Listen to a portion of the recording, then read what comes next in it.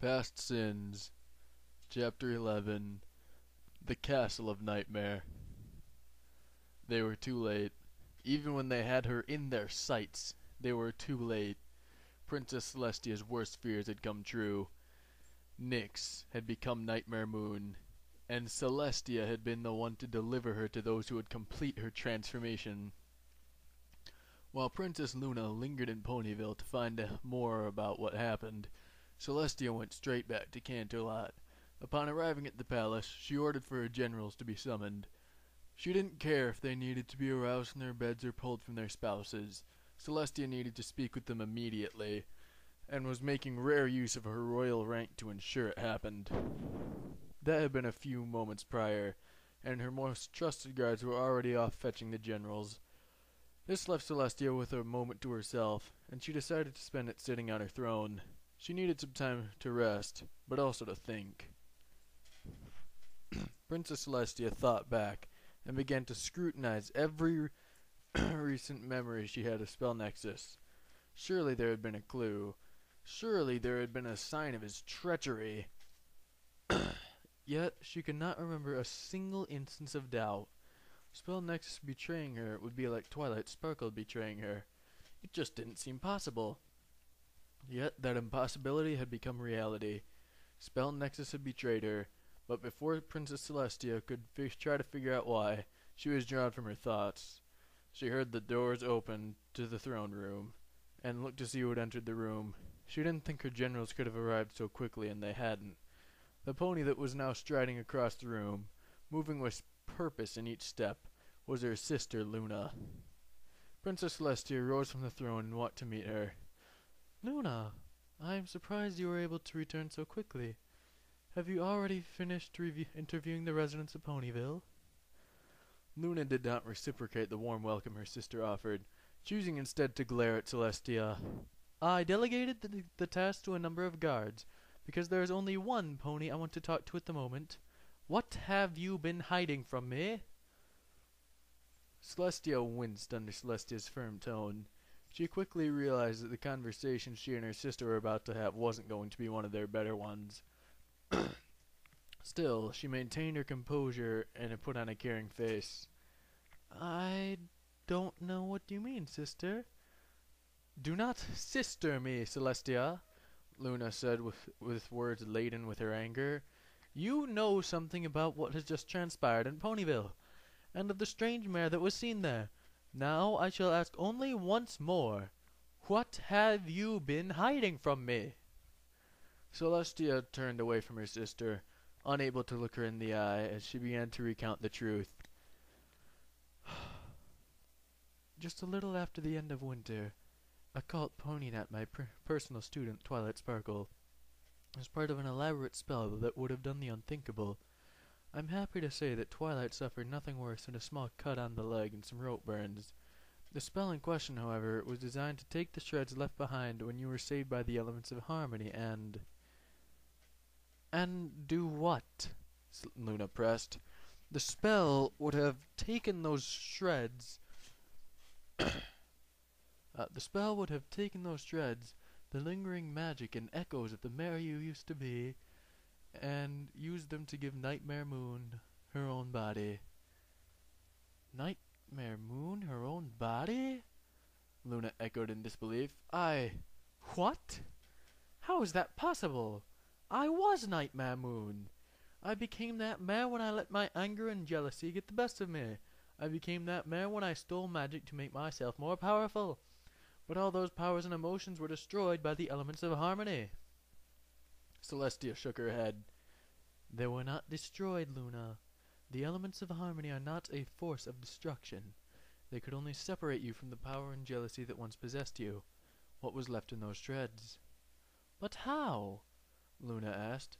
"How could power and some lingering echoes of emotions be enough to make a full-grown mare?" "I do not claim to fully understand it," Celestia said, "but you know how magic works just as well as I do. Truly pure magic is a rare thing.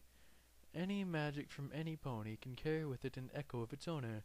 That's why some spells are stronger when driven by emotions like anger or happiness. It's why no two unicorns have the same magic. Magic and soul are very closely tied. And because of this, Celestia continued as she shifted on her hooves, I can only assume that an echo of the mare you used to be, an echo of Nightmare Moon, lingered in the shreds that the elements of harmony left behind. That was what the resurrection spell meant to target. If my understanding is correct, the spell was supposed to distill and strengthen those echoes, as well as feed them with raw magic. It would be from that concentration of magic, emotions, and memories that the cult would reform Nightmare Moon. Luna shifted to the side, anxious confusion filling her mind. But even if the spell formed a body, that would not be enough. For Nightmare Moon to even be alive, for her to be a completely separate mare from me, she would then need to have her own. It doesn't matter anymore, Celestia interrupted, turning back to face Luna. The simple truth we must deal with is that Nightmare Moon has returned, and we must stand against her. Luna nodded as she took a few steps forward. She pushed her confusion to the side and focused a steely gaze on her sister. I do not disagree with you on that fact. Something must be done, but I must ask one more question first. If all of this happened just after winter, then why am I only finding out now? I didn't want to burden you with this knowledge, Celestia answered with a caring tone. It was something that I was supposed to deal with so you wouldn't have to. Celestia! What is wrong with you? Luna shouted, disbelief and anger flaring in her voice. What made you think I wouldn't want to help to handle this? I was Nightmare Moon once. Everything that the mare did was my fault. Somehow, if some pony were to bring that thing back as a complete and separate pony, then it is my fault for being her in the first place. Luna, stop it. You aren't responsible.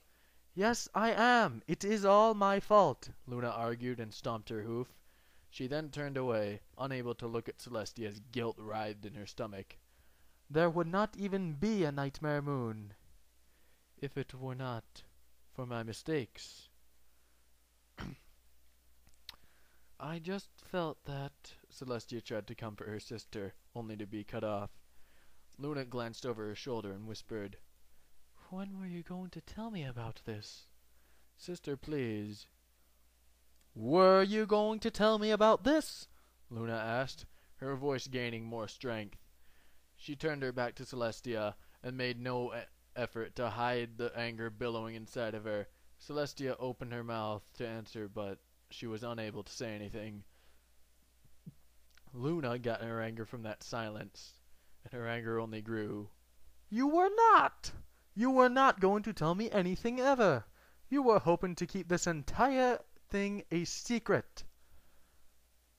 I was only trying to protect you, Celestia said, trying to defend herself. I was trying to keep you from having to... Keep me from what? Keep me from taking responsibility for my past? Keep me from doing what I can for the sake of our kingdom? For our ponies? Nightmare Moon, either as what I was or what she is now, is still my responsibility. You should have told me about this from the very beginning. Luna brought her hooves up and stomped them on the ground in an attempt to vent some of the rage boiling inside of her. If anything, the fact that she and I were once one makes me more qualified to deal with the situation than you are. At the very least, if our roles were reversed, I would have told you the truth. I know, Celestia admitted, and perhaps you are a better mare than me in that regard. Yet, sister, you have had enough to deal with.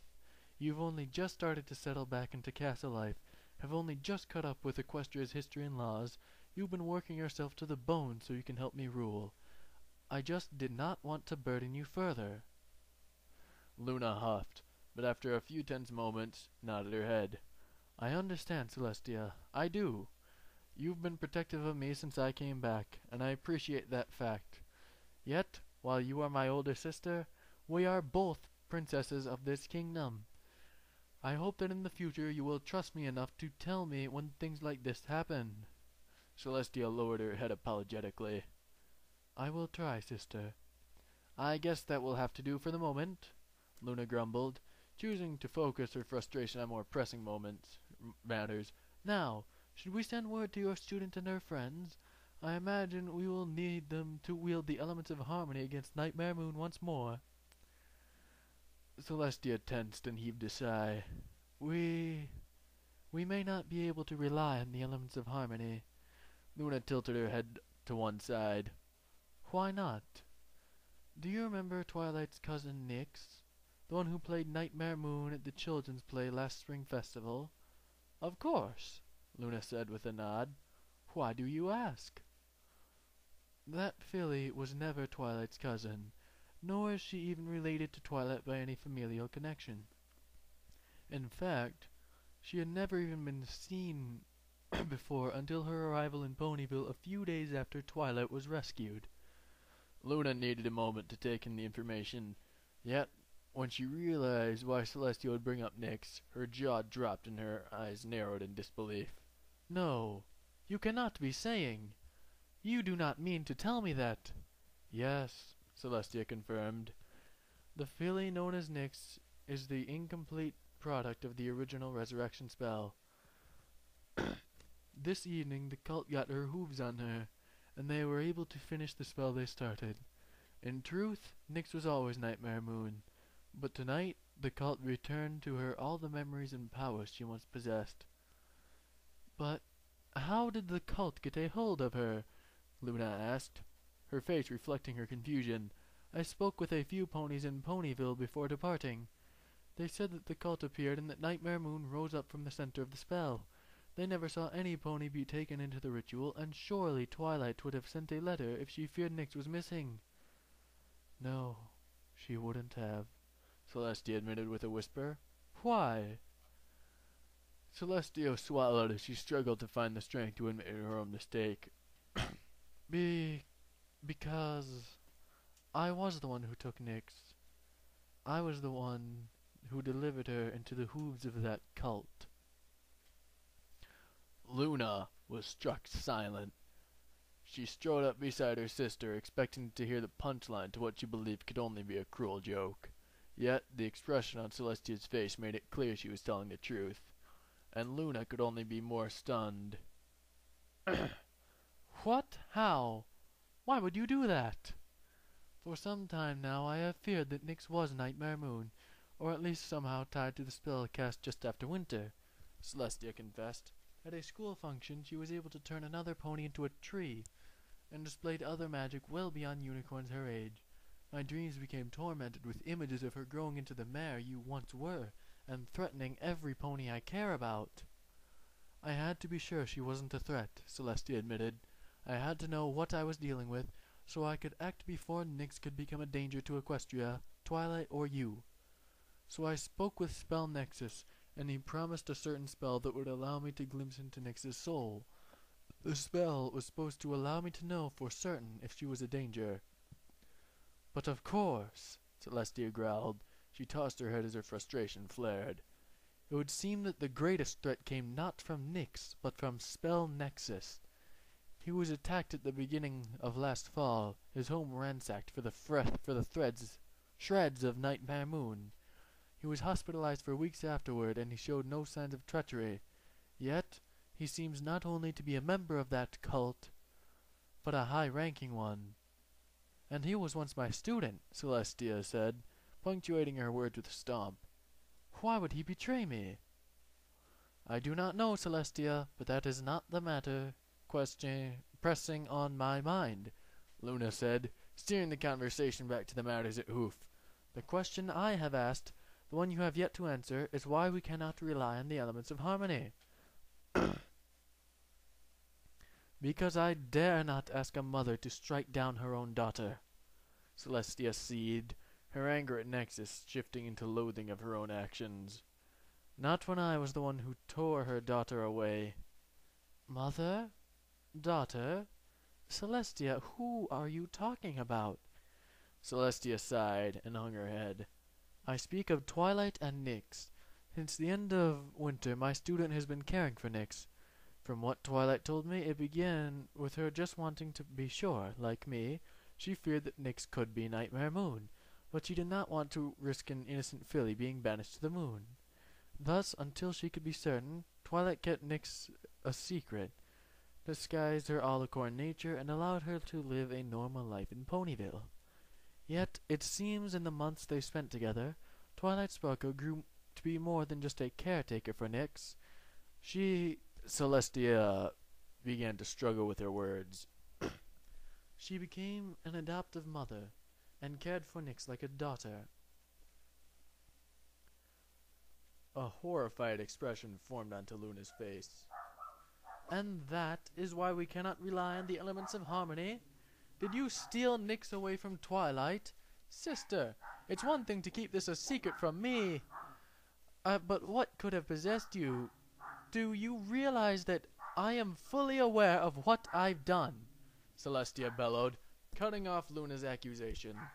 No, I don't think you are, Luna shouted back. Do not you think Twilight would have noticed if Nyx acted like the mare I used to be? Do not you think she would have sent you a letter if she feared something was wrong? You once told me that you trust Twilight completely. Why would you doubt her on something so serious? And why couldn't you just wait? Celestia continued to rant. If Nyx was going to become Nightmare Moon, there would have been warnings, signs. She wouldn't have just transformed overnight. Why did you have to act before there was an actual threat? You realize that it is your fault that this happened, do you not? It is your fault, Nightmare Moon. I know! Celestia shouted, her composure breaking like a frail twig. The exhaustion and emotions of what she had been trying to control overwhelmed her. Do you actually think for a second that I wanted to do any of this? To cause my dear student so much pain? I do not need to be told the heinous nature of my actions. I went to Twilight's home to take the child, unaware of how much my student had grown to care for her. But I could not wait for Nyx to become Nightmare Moon, Celestia said with a flare of her wings. I could not wait until that witch was standing on our doorstep, with half of Equestria destroyed in her wake. I had to act preemptively. I had to be able to prepare, to get ready, so that if Nyx did change into Nightmare Moon, I would be ready to stop her before any pony got hurt. But why could you not wait, Celestia? Luna shouted back at her sister, her voice echoing across the throne room. Why did you feel you had to act? Because the last time I waited, I lost you for 1,000 years, Celestia screamed. The fire of Luna's anger cooled under the weight of those words, and she watched Celestia crumble in front of her. Her sister hung her head, so low her nose almost touched the floor, as the guilt, fear, and pain in her heart became too much to bear. Luna even saw a few tears escape Celestia's eyes, crawl down her face, and drip to the throne room floor. The last time I waited, Celestia said quietly, the last time I decided to just wait and see if things would get better or worse, was when you were showing the first signs of your jealousy. I hoped you would get through it. I thought surely the ponies of Equestria would begin to appreciate your night as I did. I decided to wait, to let things work themselves out, and we both know what happened because of that. So condemn me for what I've done, Luna. It is no less than I deserve, Celestia said. She raised her head to meet Luna's gaze, but tears continued to flow down her face. I stole a daughter from her mother, because I feared the monster she could become, and because of my actions, I made those fears a reality. However, I couldn't just sit by and wait. I could not give Nightmare Moon the chance to hurt Twilight. I could not let her hurt you. I just could not stand by and hope that things would work out. Not again. Sister, Luna said, her voice carrying the first comforting tones she had offered since the conversation had begun. Celestia, however, shied away from the comfort. She turned away and moved back towards the throne. But I can't think about that now. I can't think about what I could have done differently. I can only focus on what's ahead. The threat Nightmare Moon poses. I must be ready to stand against her. Not I, sister. We, Luna corrected. She moved up beside Celestia as a reassuring smile spread onto her lips. Just as Nightmare Moon threatens me, she threatens you, and I shall not allow her to hurt my elder sister. We shall work together. We will find her, and if she will not listen to reason, we will do what is necessary to protect Equestria. Celestia returned Luna's smile, nodded her head, and leaned into her. Thank you, Luna. I don't think I could have faced this if you weren't beside me. That is what sisters are for, Tia. Nightmare Moon stood in an elegant hall, taking in its beauty. Regal black marble columns flanked either side of the hall and rose to support a high arched ceiling. Rich purple curtains were draped from the columns, and torch holders glowed with magical white gems. The finest detail of the room, however, was the ceiling. It was encrusted with diamonds, and each one had been carefully placed so that the ceiling was a portrayal of the nighttime sky. One gem in particular, which looked to be as big as Nightmare Moon's head, had been used to mimic the full moon in all its glory. "Does it please you, my queen?" Spell Nexus asked with a respectful bow. "It does," Nightmare Moon replied. She strode forward and approached her new throne. The throne had rich night blue cushions, and its frame was made from a rare black oak from the Dragon Country. It was a beautiful sight, and Nightmare Moon settled down into it. She fluttered her wings, and a contented smile formed on her lips as she looked across the room. It was her throne room, and it only complemented her own elegant beauty. "You have done well, Spell Nexus," Nightmare Moon said, "but I am curious. How did you manage to construct such a grand room in secrecy?" "It is not just this room, my queen, but a whole castle," Nexus replied. He rose from his bow and approached the throne, where he found an unexpected ally in a clan of wild mutts known as Diamond Dogs. They were more than willing to be a workforce once we promised to assist them in their search for precious gemstones. They dug out this entire cavern and then assisted in the construction of the castle. Spell Nexus continued to explain. "And once you have defeated Celestia and Luna, there is but a few dozen feet of rock that separates this castle from the world above. Should you wish, your highness, it would be trivial for you to raise this castle to the surface. It would be a grand proclamation of your new place as Equestria's ruler." Nightmare Moon's smile widened, and she pictured a castle rising up and casting a harsh shadow across the land. Yes, it was a good thought, but one she would save for later. She could not raise the castle before defeating the royal sisters, and her curiosity was not yet sated. "Tell me, why were the Diamond Dogs willing to put forth so much effort for the gemstones?" "I do not know, your majesty," Spell Nexus answered. "We never questioned why the Diamond Dogs wanted the gems. Perhaps they are like dragons and eat them, or maybe they just roll around in gemstones as dogs roll in mud. In the end, does the reason really matter? The important thing is that there was a strong, fast, and willing workforce." Nightmare Moon's eyes flashed. Spell Nexus's answer was only adding fuel to the fire of her curiosity. What did the Diamond Dogs do with the gems? Was Nexus right? Did they use them as a source of food like dragons, or did they in fact roll around in them? But wouldn't rolling around in gemstones hurt? Perhaps they had thick skin, or maybe they used the gems in another way. Maybe they used them to make clothes, or currency. These initial questions were quickly joined by others as Nightmare Moon's mind spun ahead of itself. Did the Diamond Dogs recognize the royal pony sisters, or did they consider themselves outside the rule of Equestria? Did they have a form of government? Who was their leader? There were simply too many questions, and Nightmare Moon would have at least some of them answered. "Spell Nexus, I want to see the leader of the Diamond Dogs. If their leader is unavailable, or if they have no leader, then I want to speak with a selection of them. I imagine 3 or 5 would be sufficient."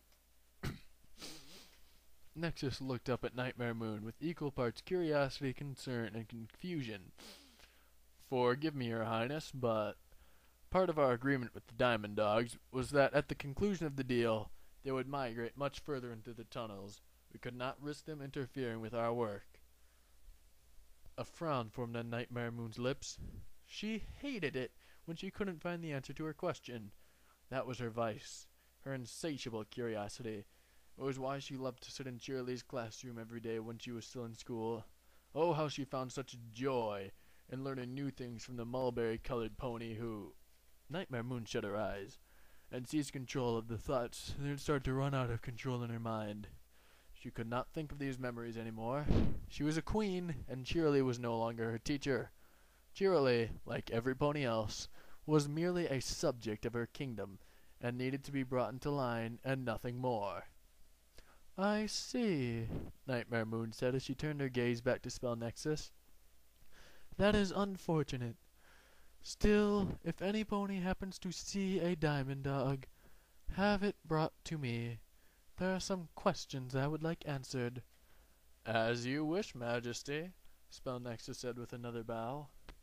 "Now, Your Highness, please allow me to show you to the rest of your new castle." Nightmare Moon followed behind Nexus as he gave her a grand tour of her new home. The castle really was beautiful, every bit as regal as Canterlot Palace. Yet, Nightmare Moon found herself questioning some of the decorations. All around almost every corner there was a mural or statue depicting her. That alone would have been creepy, but it wasn't just the quantity of the images portraying her, it was also how she was being portrayed. Each mural and statue portrayed something different, but each visual was dark and threatening. One had her standing over the beaten and defeated bodies of Celestia and Luna. Another had her casting a dark shadow over cowering ponies. They were all images of the future Equestria could look forward to, and it left a strange feeling in the pit of Nightmare Moon's stomach. "And here is the Royal Library," Nexus announced, drawing Nightmare Moon's attention away from the castle decorations as the pair entered the library.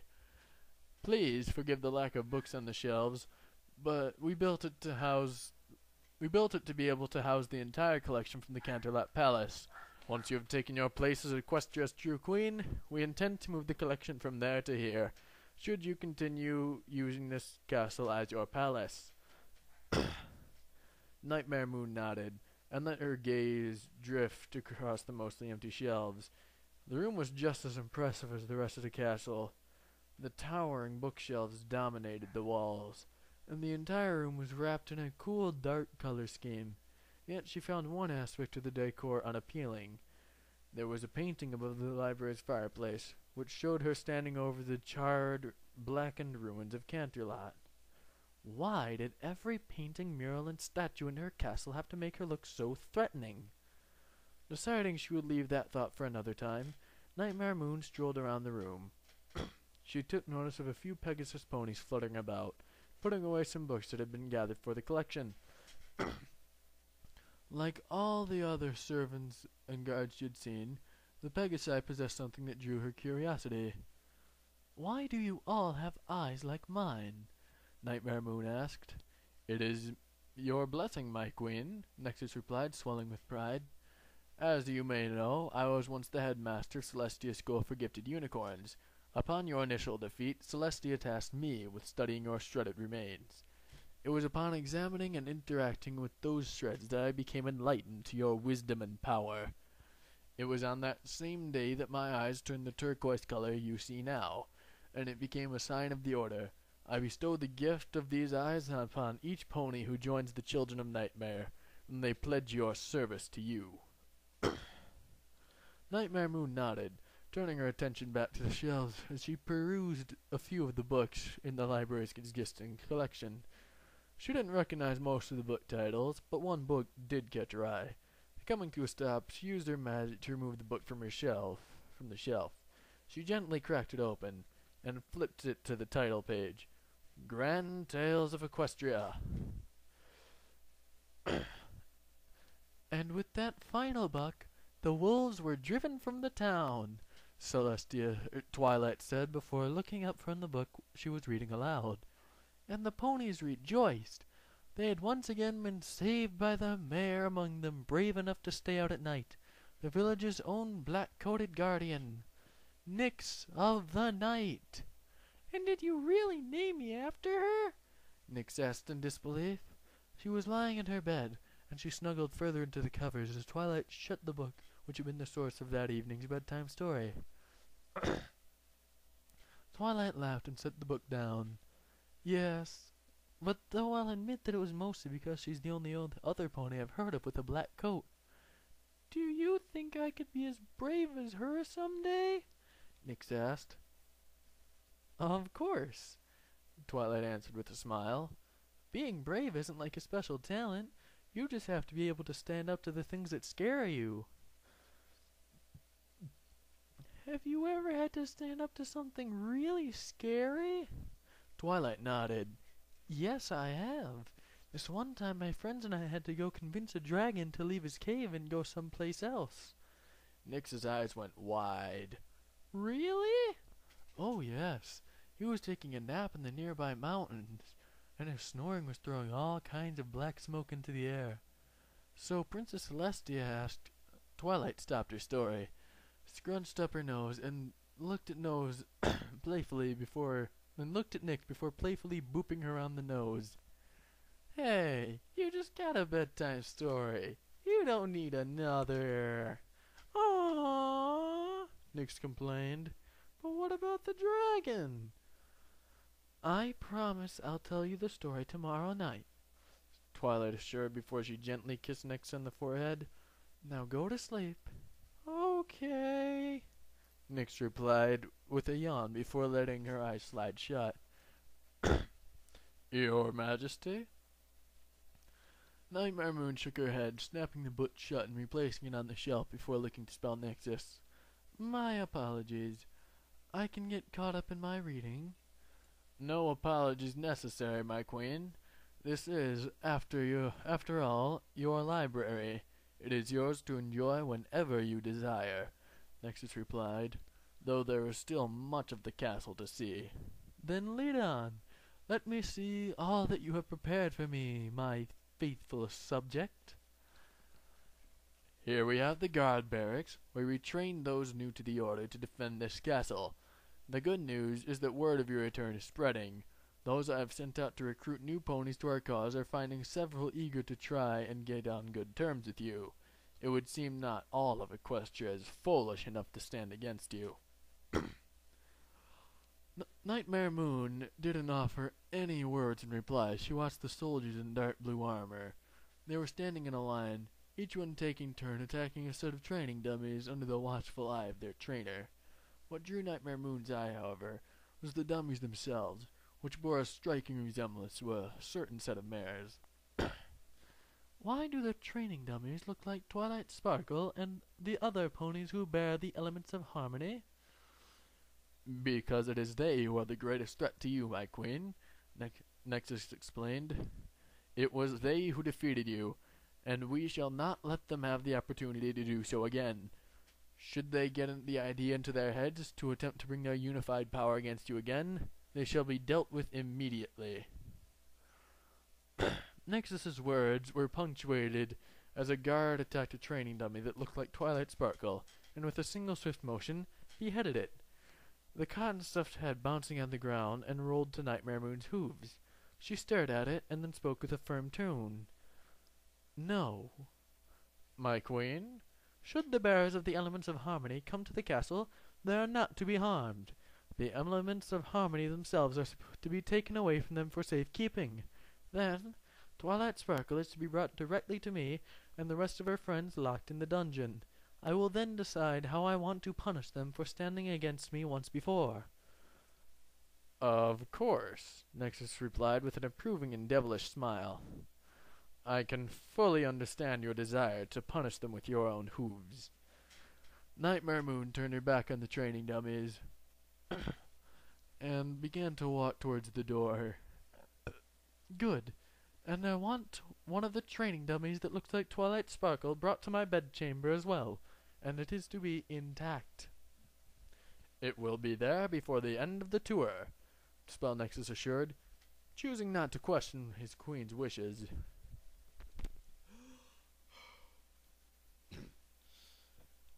The dining hall, of course, is spacious enough to hold any sort of event, should you ever be interested in holding a gala or other such frivolity. Nexus explained as the pair walked alongside the long regal table that dominated the center of the dining room. It was made of softly colored brown oak, covered in night blue tablecloth, and decorated with sterling silver candelabrum, each holding 3 candles. You'll also be happy to know we have already employed a royal chef who is eager to tickle your taste buds with some of his desserts, Nexus said happily. He then motioned to a unicorn standing in the center of the room. That unicorn quickly galloped forward and levitated a tray in front of Nightmare Moon. The tray itself was filled to the brim with expertly decorated cupcakes. The cupcakes had a thick swirl of purple frosting on a chocolate cake, and a single curl of white chocolate set delicately on top. Seriously, who would have thought making cupcakes would be so hard? Scootaloo grumbled. The 4 Cutie Mark Crusaders were standing in the middle of a kitchen, which was covered in the messy aftermath of their baking endeavors. I told you, Apple Bloom said. I told you it wasn't easy. So, girls, how are things going? Pinkie Pie chirped, sticking her head into the kitchen. Not so good, Sweetie Belle admitted. Please don't be mad about the mess, Nyx begged. Oh, girls, I'm not mad. You should have seen the mess I made in the bakery when I first started working for the cakes. After all, my special talent's throwing parties, not baking, Pinkie Pie reassured them. Now why don't we get this place cleaned up? Then I'll show you how to make cupcakes one more time. The faces of the 4 fillies lit up with smiles, and they eagerly helped to clean up the mess. Then, under Pinkie Pie's close supervision and unending enthusiasm, each filly managed to make a batch of cupcakes that was not only edible, but good tasting. Apple Bloom and Sweetie Belle made the vanilla cupcakes with apple and chocolate frosting, respectively. Scootaloo and Nyx had, in contrast, chosen to make chocolate cupcakes. Nyx's cupcakes were decorated with simple vanilla frosting, but Scootaloo had tried to frost hers so each one would have a rainbow on it. The result of her endeavors, however, was all the frosting got mixed together to make a dark purple frosting. Scootaloo was disappointed, but in the end, the cupcakes still tasted good, and that was what mattered. My queen, do the cupcakes displease you? Nexus asked, noticing that Nightmare Moon had once again fallen silent. No, she replied before she used magic to gently nudge the tray away. I am simply not hungry at the moment. Have some delivered to my chamber. I will taste them later. The chef nodded, galloping off to place the best of his desserts in the bedchamber. At the same time, Nexus showed Nightmare Moon into the kitchen, to prove it was capable of handling any and all requests she could make of it or its staff. Whatever high spirits Nightmare Moon was in when she first arrived at her new castle were beginning to die down. Each room spell Nexus showed her dredged up unwanted memories and desires. She was no longer a weak, cowardly filly. She was no longer Nyx. Still, the months she had spent as a filly would not give her any peace, and it was putting her in a foul mood. Despite the small headache that was starting to chew on the front of her brain, Nightmare Moon continued to follow Spell Nexus. He seemed to take notice of her degrading mood, and seemed to be rushing to the tail end of the tour. She didn't mind the rush, and was thankful when they entered what was going to be the last room on the tour. The moment the door to the chamber opened, a tingling sensation washed over Nightmare Moon. Magic. Very powerful magic was being performed in the chamber. It wasn't anything on the scale of the spell that had given her a body of her own, but the power was still respectable. Spell Nexus, what sort of sorcery is being performed in here? Nightmare Moon asked. She and Spell Nexus walked into the room, and her sour mood began to lift. Research, my queen, Spell Nexus assured with a smile, waving his hoof across the room. Welcome To the research laboratory. Nightmare Moon eagerly looked across the room. A number of desks and tables were set about the space. At each workstation, a unicorn worked, twisting and bending magical energy. Some of the unicorns seemed to be just casting spells, while others were working with different bobbits, trinkles, and equipment. Along with the unicorns were a small number of Pegasi and Earth ponies, who were assisting the researchers by taking notes and fetching materials. Everything, Nightmare Moon quietly muttered with his faint smile. Tell me everything about the work being done here. Spell Nexus gave an uneasy smile. He was glad that the room seemed to please his queen the most, but the curiosity she displayed was far more intense than he would have expected. Still, he nodded and quickly led her about the room. The first research table they approached was by far the largest. A series of lamps had been mounted above the table, half of them shining with a bright yellow light, while the other half had a pale bluish-white glow. On the table itself, beneath the lamps, several different kinds of plants had been organized into neat rows.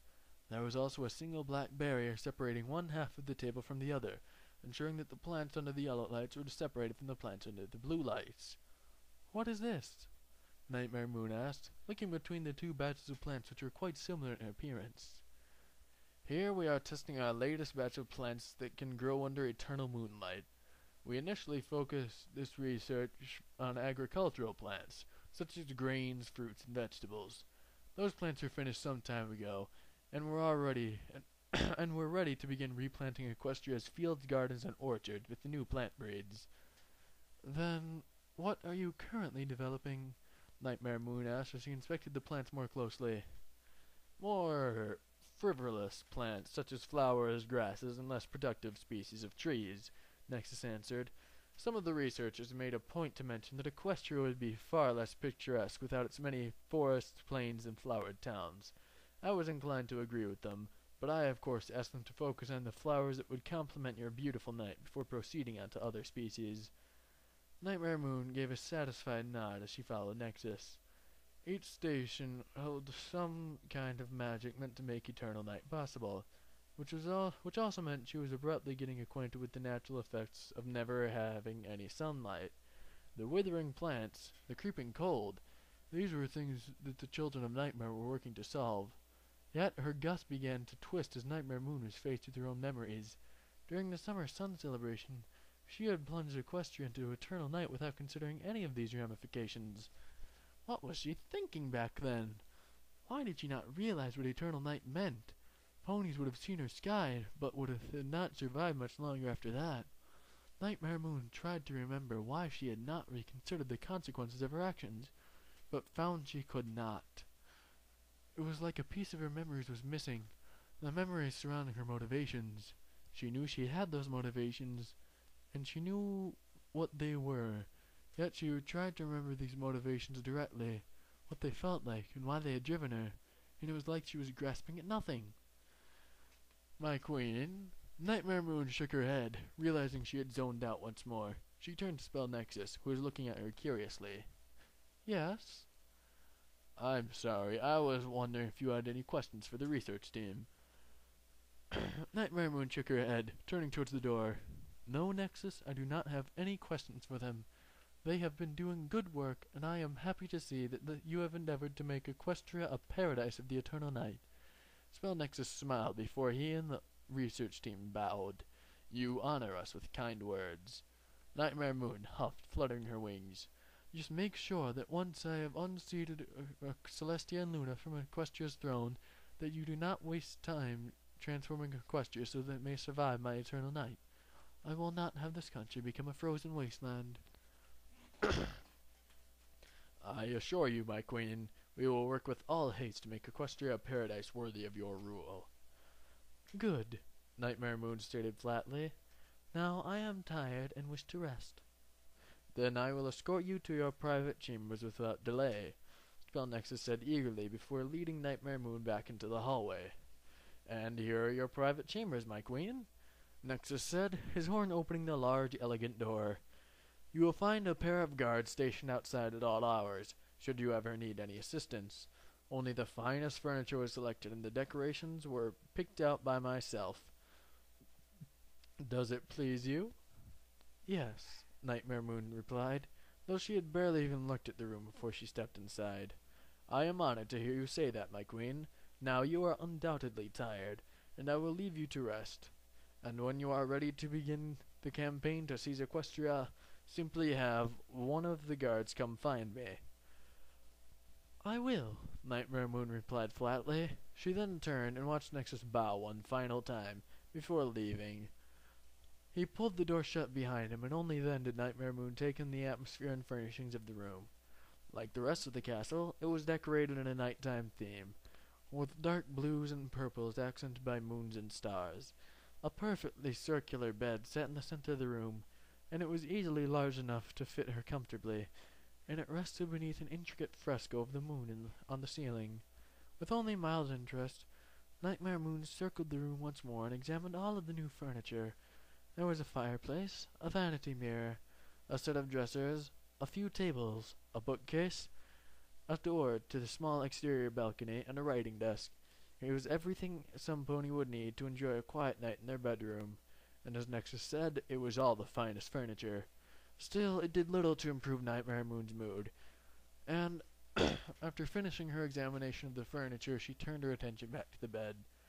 There, resting on the soft-looking blanket, were the two items she had requested during the day: a tray of carefully decorated cupcakes and the training dummy that resembled Twilight Sparkle. Focusing on the desserts first, Nightmare Moon gently lifted and removed the paper from one of the cupcakes. She then took a single gingerly bite and smiled at the flavor. It was good. It was moist, smooth, and it tasted so much like the cupcake's Pinkie Pie. The cupcake hit the door a moment later, thrown across the room by Nightmare Moon's magic. It bounced off the door, crumbling to pieces while part of its frosting stuck to the point of impact. Nightmare Moon then took up the tray and slammed it, along with the remaining cupcakes, against the door. She pressed down hard, trying using the flay to flatten each one of the frosted desserts for several seconds before she released her magic. The tray stuck to the door for a moment, and then fell free to reveal the results of Nightmare Moon's anger. The squished mess of cupcake crumbs and frosting. With the tray no longer holding it up, the gooey mess began to slide down the door. It left a trail in its wake, and only stopped once it had reached the floor. The next thing to fall under Nightmare Moon's hateful gaze was the training dummy of Twilight Sparkle. She lifted it up with her magical mane, and held it in front of her face. At first, her grip was careful, gentle, but then she began to squeeze tightly around the dummy's neck. Nightmare Moon stood there for several seconds, strangling the lifeless doll. She then threw it on the ground and proceeded to stomp on it. Again and again she lifted her body up and brought her forehooves down on the Twilight dummy. Once it was leaking cotton from a number of holes and a leg was about to fall off, did Nightmare Moon cease her assault. Then, as a final insult to the doll and the pony it resembled, Nightmare Moon hurled the dummy across the room. It bounced off the floor and ended disappearing into the space beneath the writing desk. That was where Nightmare Moon chose to leave it. She stomped over to the balcony door, threw it open, and stepped outside to look at the exterior castle and the cavern it was contained in. She would be Equestria's true queen. She would overthrow Celestia and Luna. She would make Twilight Sparkle pay.